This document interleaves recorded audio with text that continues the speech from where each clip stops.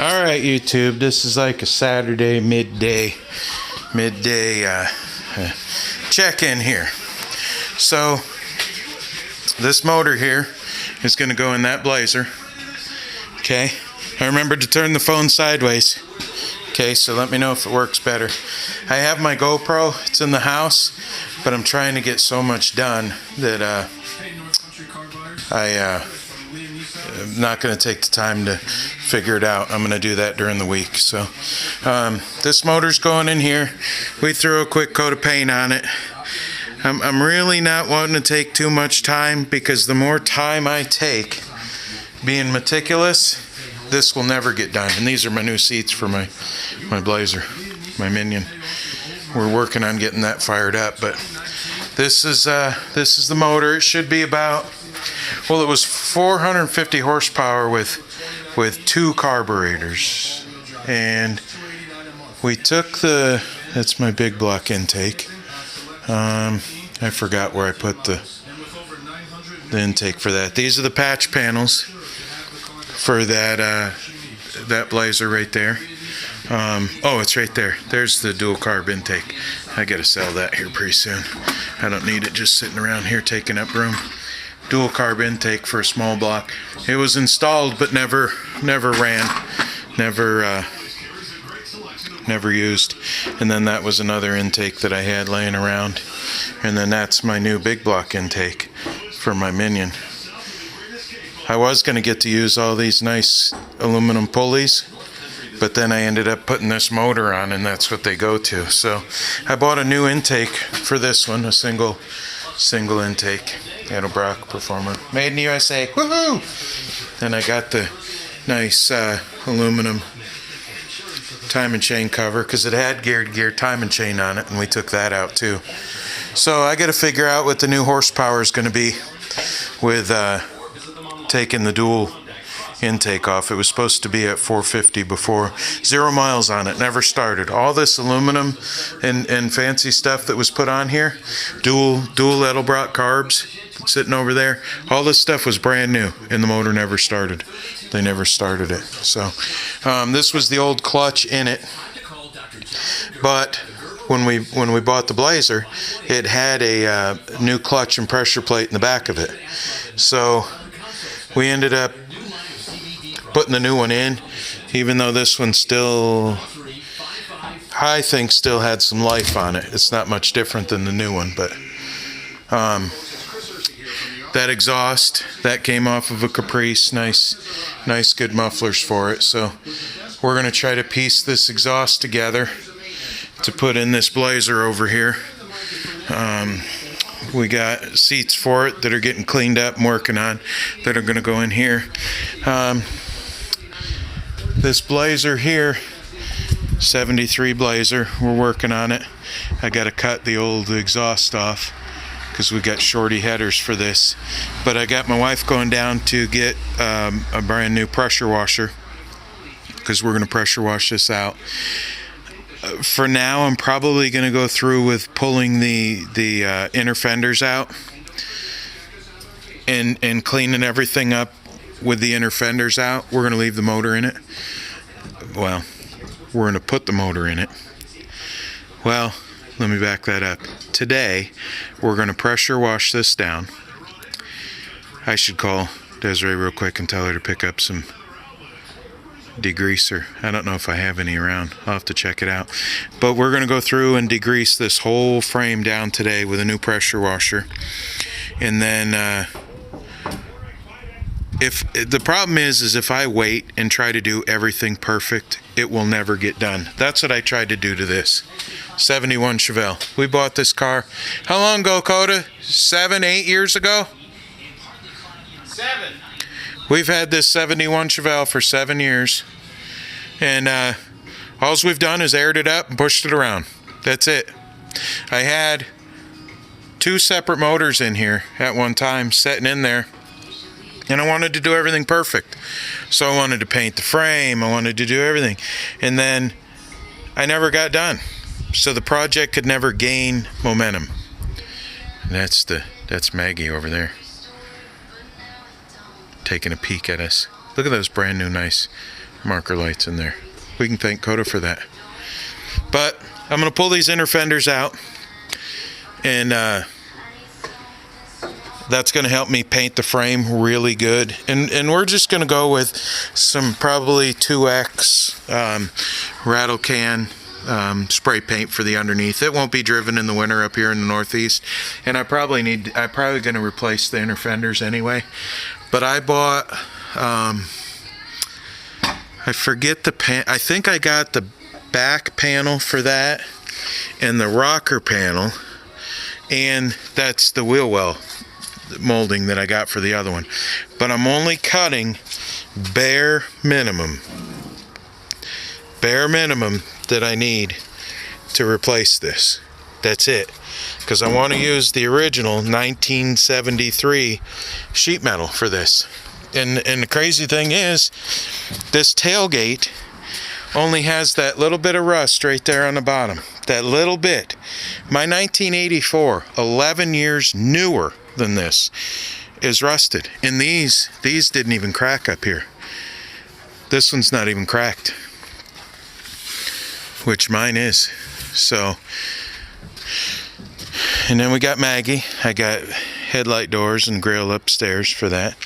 And for now, since the rest of the fender is still good, I'm going to weld that up. I'm going to make just a little tiny little panel for that, and that'll all be done here on the channel. We're going to take that stuff off. We're going to get 3M rubber wheel to get that off. That's the only piece I'm going to have to make down there, because I already bought this panel. I have that whole panel, brand new sheet metal. Then for now, we're just going to pull the back bumper out, and just going to pull it out so it's not against the quarter panel anymore. And this panel back here is bad, so I'm going to end up buying that from Fix My Rust.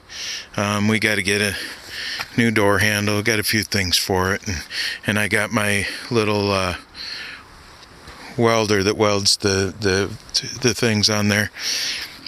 That's where my son hit the old barbecue grill that we had sitting out front. And so I got rocker panels, full rockers front to back for it already.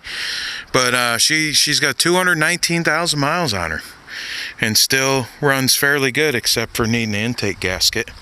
And we'll get the intake gasket done. But another thing we got going on today is Dakota's girl here. We finally figured out the tire situation. I'm going to let him take these tires from me and put them on here, on his wheels. And then the factory set that he had for this, I'm going to just put back on it. It only needs one tire. So it's summertime. I'm going to give him those tires so that he can, because I'll show you what's wrong with these tires. The wheel bearings were so bad. Bald, but good tread.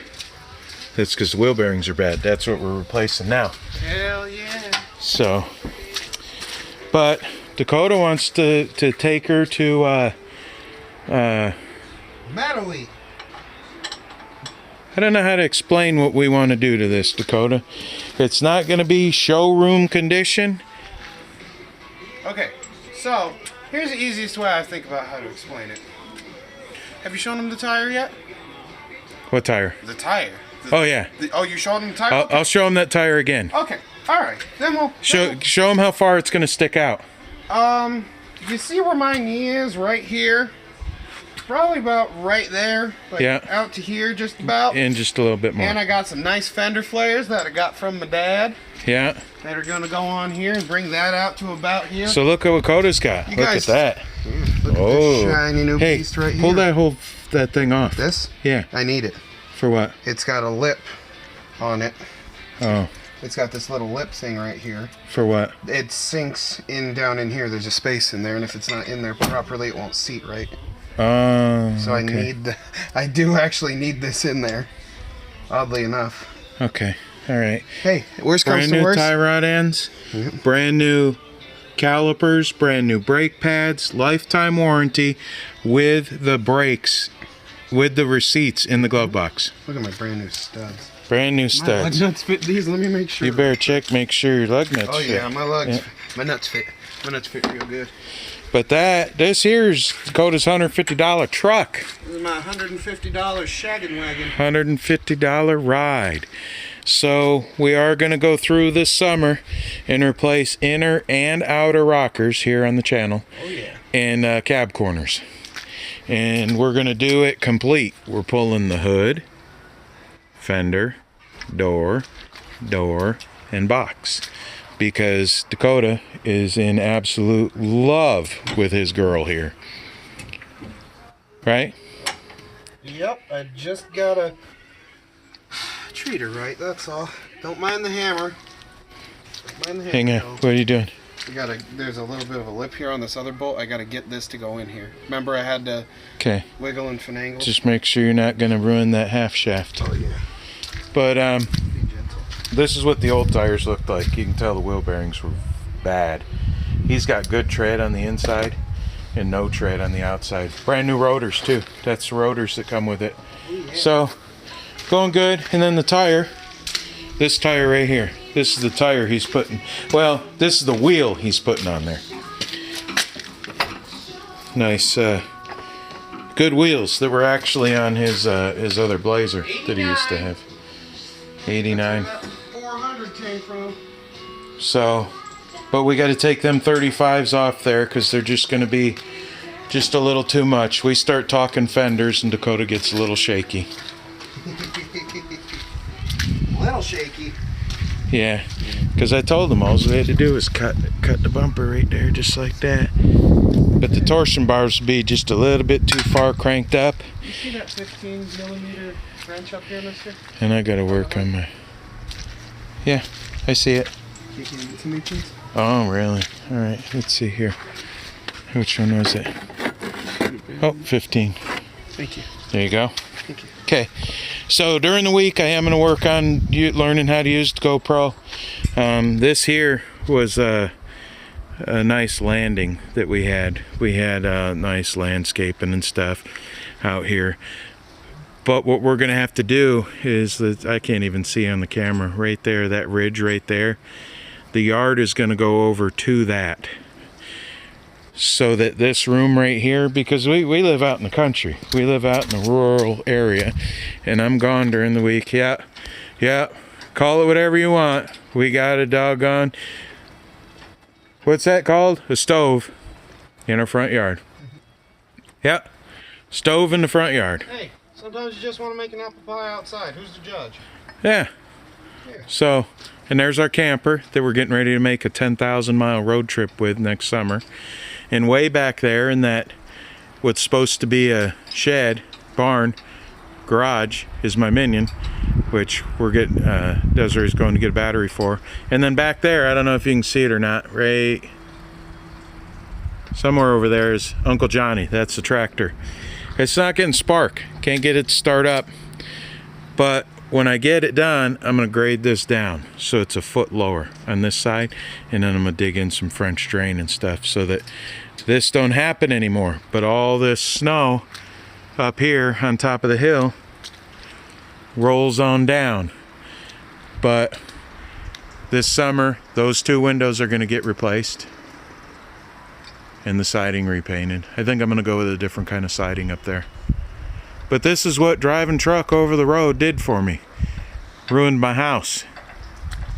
And then that window I'm going to do too. But our property goes, this is the road right here, goes all the way down to there. And it's our property's kind of like the state of Florida. It goes down and there's a road right there, and it goes all the way down over there, right about there. And then there's a road that goes up the backside, up there. And it kind of goes a little bit away. But if you looked at our property from, you know, it kind of looks like the state of Florida. We got roads on three sides of it.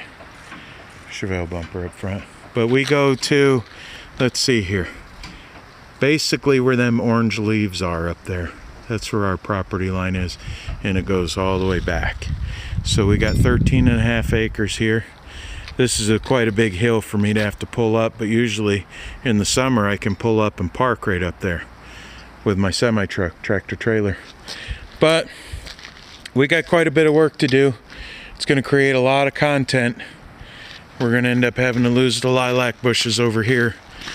But I traded that Chevelle for a whole ton of tree work because I got trees falling down everywhere. There was one that was coming up and clipping on that wire right there. So this is part of it. We got see that right there went straight up to the power line. So they got all that cut down, and we got to work on starting to pull it away. But I need more driveway because right here at the house, the garage. So I need to really extend the driveway out, you know, to here. So once the tractor gets going and I dig all that out from over there, it's just going to come over here. So that last summer I built that part where the Chevelle is. That's only that little bit right there. Man, it's so weird to see that tree not there. So, but anyway, we got a lot of maintenance to do, a lot of stuff. But to give an example, what I used to drive truck over the road just to move furniture, and worked real hard a lot of the time. Sometimes I didn't, sometimes I did, but being out on the road, I developed a mindset of chasing the next load, the next shipment, and I quit doing that anymore. I actually got offered a load to go to Houston this week, and he missed us. Yeah, let me see if that can work, if I can do that. I don't know if you're seeing me or not, but anyway, so I passed up the load, go to Houston, because I promised my son there that I would help him with his wheel bearings. Love you, Dad. And part of doing the right thing that I've been talking about, that's the right thing. You know, I need the money, but I need to keep promises to my family that I'm done with the road, and I can't keep preaching doing the right thing when I'm just out there chasing money. So, midday report on Saturday. I'm hoping once we really start getting on production here and getting this stuff done and getting a little bit more organized on working on getting stuff done, I'll be using the GoPro, and then I won't have so many posts. I'll be able to edit, and when I can edit, then I can cut out all the dumb stuff you guys really don't need to see, like me saying and all that crap. Right, Coda? Yes, sir. So, all right. I don't know what you guys can see of that, but anyway, do the right thing.